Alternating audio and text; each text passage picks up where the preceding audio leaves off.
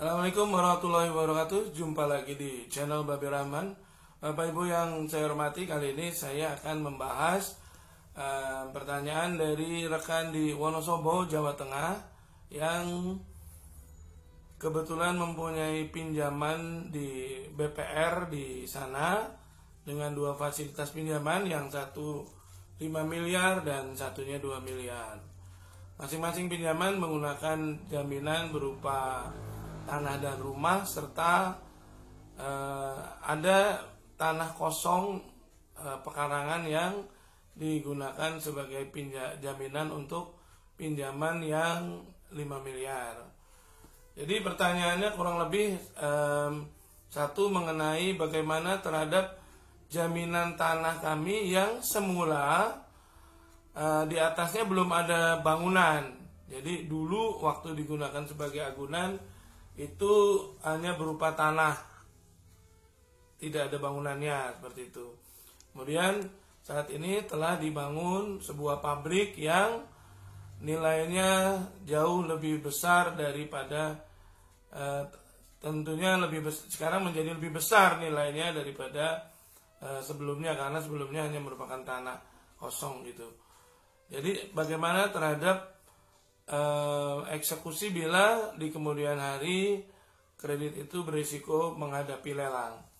Jadi Bapak Ibu yang saya hormati, pengikatan jaminan yang menggunakan hak tanggungan ya terhadap jaminan misalnya tanah ataupun kapal yang berbobot mati di atas 10.000 metrik ton, itu pengikatannya menggunakan hak tanggungan.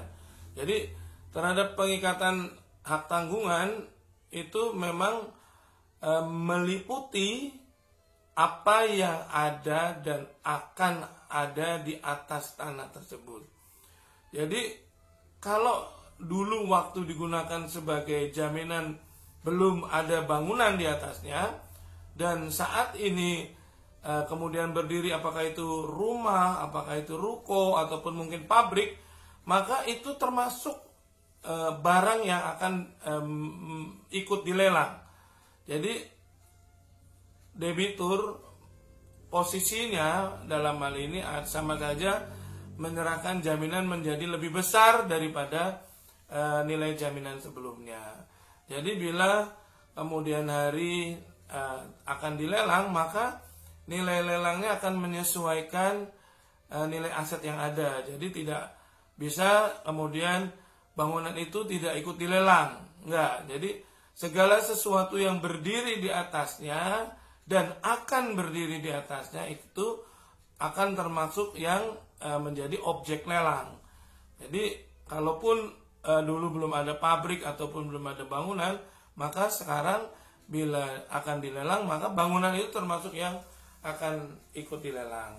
Nah, kalau saya mencermati pertanyaan Bapak yang di Wonosobo ini, sebenarnya skenario Bapak sudah betul. Jadi dengan cara menunggak dulu, kemudian menjalin hubungan baik, kemudian menjaga komunikasi, sehingga nampaknya Bapak ini berhasil sampai tembus ke bulan kelima tidak ada eksekusi lelang. Tapi perlu juga saya ambil kesimpulan bahwa dalam hal ini bank berhati-hati karena pinjaman Bapak besar, sehingga akan mempengaruhi strategi bisnis ataupun mungkin kebijakan bisnis yang lain. Jadi ini akan menimbulkan efek karambol gitu.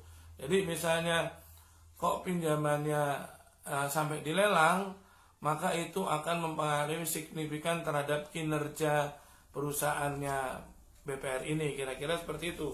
Jadi mungkin BPR akan lebih menjaga hubungan persuasif. Perlu Bapak Ibu ketahui di sini beliau klien kami ini membangun komunikasi sudah sejak 4 bulan yang lalu, sejak awal menunggak, dan kami pantau terus, kami bimbing terus. Alhamdulillah memang sampai detik ini bank tidak ada indikasi untuk melelang. Cuman memang bank menghendaki selalu mendorong kepada debitur ini untuk ikut restrukturisasi. Nah, program restrukturisasi yang ada saat ini memang relatif itu adalah kehendak pemerintah, bukan kebijakan bank tersebut secara umum seperti restrukturisasi sebelumnya atau pada umumnya sebelum ada wabah corona ini. Jadi memang untuk penawaran restrukturisasi ini juga tidak saya rekomendasikan untuk langsung ditolak, tapi perlu dianalisa.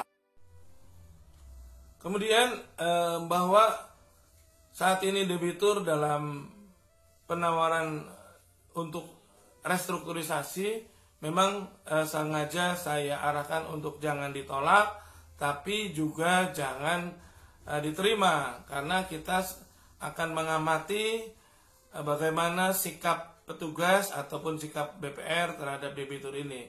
Kalau arahnya kemudian memburuk, tentunya kita akan mengevaluasi untuk menerima.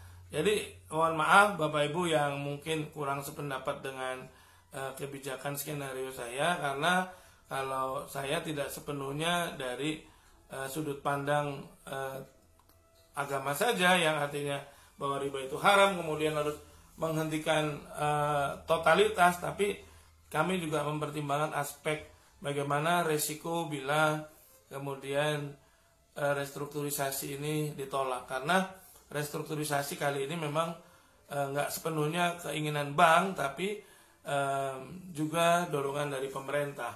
Nah, terhadap nasabah ini kami dorong supaya mengambang dulu untuk dengan alasan mempertimbangkan seperti itu, tidak ditolak tapi juga tidak diterima. Alasannya kita sedang mengevaluasi apakah restrukturisasi merupakan formula yang tepat untuk kemudian menyehatkan kembali kinerja perusahaan debitur ini. Jadi saat ini debitur dalam posisi menyampaikan alasan bahwa kondisi usaha saat ini hanya mampu untuk membayar biaya operasional saja, yaitu biaya tenaga kerja dan biaya listrik. Belum mampu untuk membayar debitur sebagai manajer di perusahaan itu, atau mungkin juga untuk menyadangkan biaya penyusutan terhadap pembelian mesin yang sudah dilakukan. Jadi investasi yang ada belum dibentuk penyusutannya karena ketidakcukupan laba untuk mengcover biaya penyusutan maupun menggaji manajer di perusahaan itu, yang dalam hal ini debitur sebagai manajer di perusahaan itu. Jadi saat ini debitur menyampaikan bahwa kebijakan restrukturisasi belum bisa diterima ataupun belum bisa dipertimbangkan karena merasa restrukturisasi belum merupakan formula yang tepat. Jadi mohon, kalaupun restrukturisasi itu dilakukan, mungkin dengan cara melakukan negosiasi penurunan bunga. Kadang-kadang teman-teman salah menerima restrukturisasi itu dengan apa adanya gitu. Ketika Bapak Ibu dalam tanda kutip ya terpaksa menerima penawaran restrukturisasi, harusnya disertai dengan menawar suku bunga yang serendah-rendahnya. Jadi coba ketahui saat ini berapa bunga likuiditas Bank Indonesia. Kalau katakan misalnya likuiditas Bank Indonesia di angka 7%, jadi sebenarnya bank bila menerapkan bunga kepada Bapak Ibu di angka 8 atau 9% sebenarnya masih untung, karena dia masih punya margin di situ. Jadi kalau saat ini bunga likuiditas 7% tapi Bapak Ibu diterapkan bunga 16%, itu terlalu jauh, terlalu tinggi gitu. Artinya keuntungan bank terlalu besar. Itu harus dievaluasi. Jadi manfaatkan momentum restrukturisasi kala ini. Bila terpaksa diterima, memang ada kondisi tertentu yang saya dorong supaya restrukturisasi itu terpaksa diterima. Nah, bila terpaksa diterima, maka lakukan negosiasi bunga.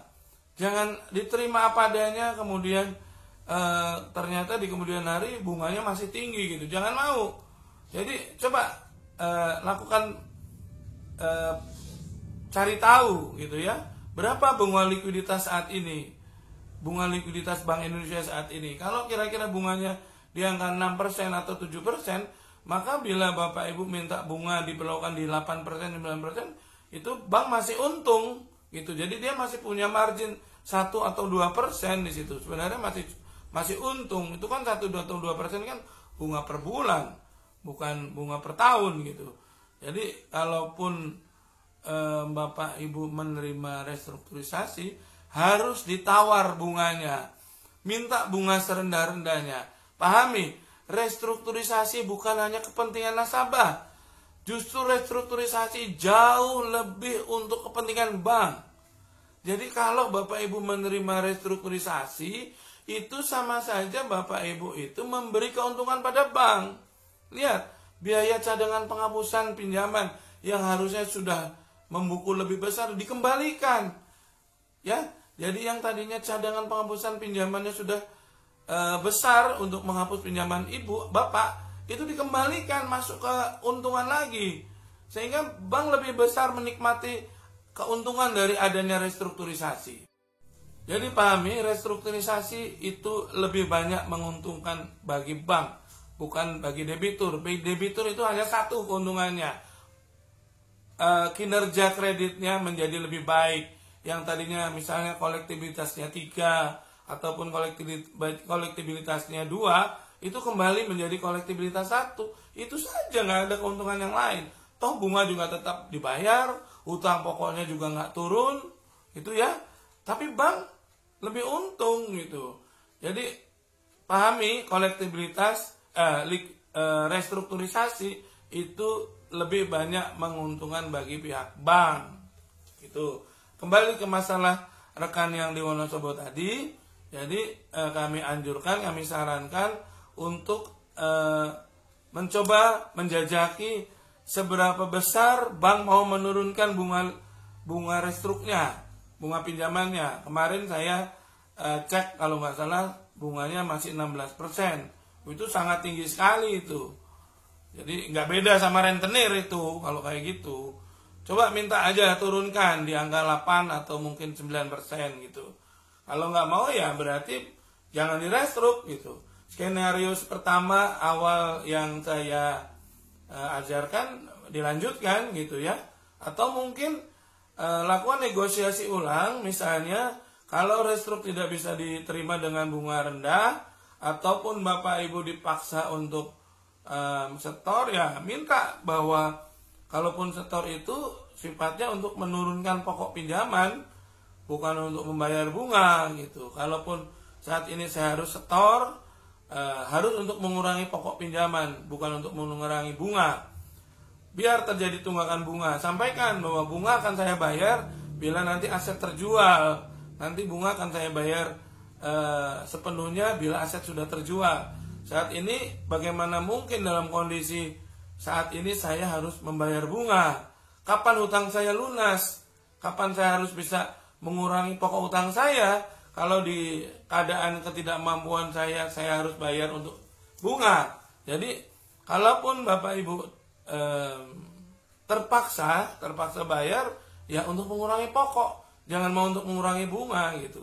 Kalau pilihan-pilihan itu semua ditolak oleh bank, maka siapkan pertempuran untuk gugatan di pengadilan. Mungkin begitu dari saya, mudah-mudahan bermanfaat. Sampai jumpa di kesempatan yang lain. Assalamualaikum warahmatullahi wabarakatuh.